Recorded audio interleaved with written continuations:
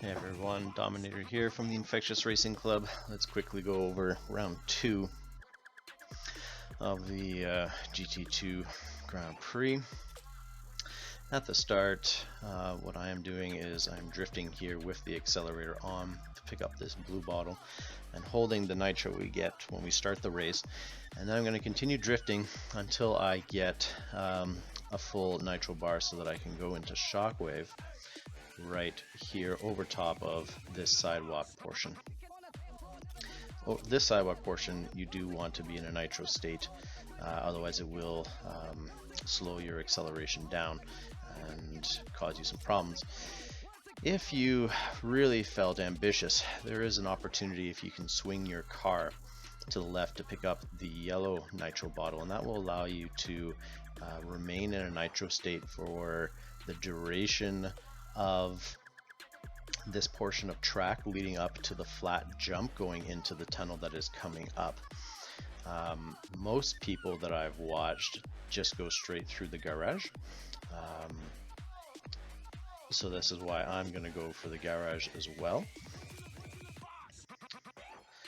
Now the other issue here too is this flat jump here. You can either just go straight off of it or you can do 360s. I am doing 360s. Now the key with this though is that you want to land in the middle. So right here, as you see this darker-ish clear glass portion of it. Otherwise, if you start climbing up the walls, you're going to slow down quite a bit. Or your 360s are really going to slow down and you'll really just lose your run out of it. So you need to stay in the middle. And then I turned off the nitro, went into a yellow nitro state so that I can be controlled, so that I can drift a little bit here. It's just really a small drift, and then going into orange. The key with that is, I find anyway, if you want to maintain most of your speed, again, is the small drift, but then as well, you want to stay on that glassy portion of it. The second you start climbing the walls, particularly if you're trying to exit the tube, you're going to drop a lot of speed right away. And if you hold the drift too long, then you're cutting down your speed too. And that's a drift without the accelerator on as well.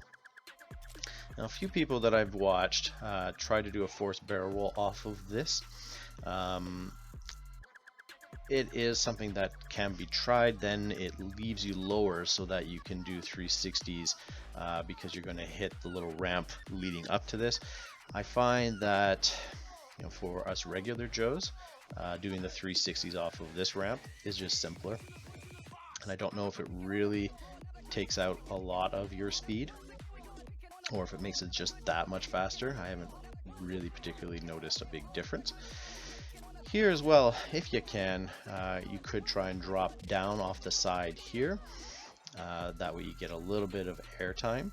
Now the caution I have with this is that you cannot hit the sidewall on the left, otherwise you will be really poorly out of position for this exit, which turns obviously to the left. Also, if you land this awkwardly, it actually doesn't help your speed much either.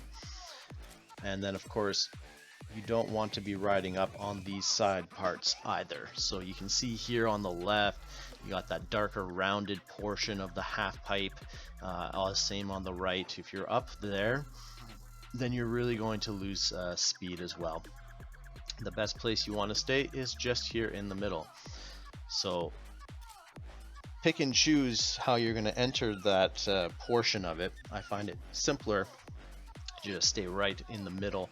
That way your car can accelerate up to its top speed, and you can hold a good straight line and have no issues. Here I'm just collecting the blue nitro bottles as I have no nitro. Here at this point I did have a perfect run, so I had a little extra that I could use.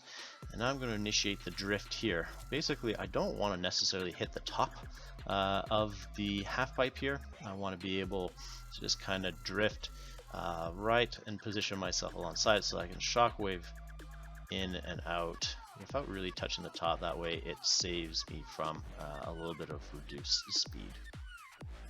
And then of course, last portion here, I try and stay in those lanes, and so without going on the sidewalk. I don't think it does impact your speed, but I do it just to be certain, and staying a little bit to the left because I feel that you can actually end the race sooner with crossing the finish line because it is angled. Anyway, so that was a 39.673, and that was with my 3 stars. So good luck everyone, and I'll see you on the track.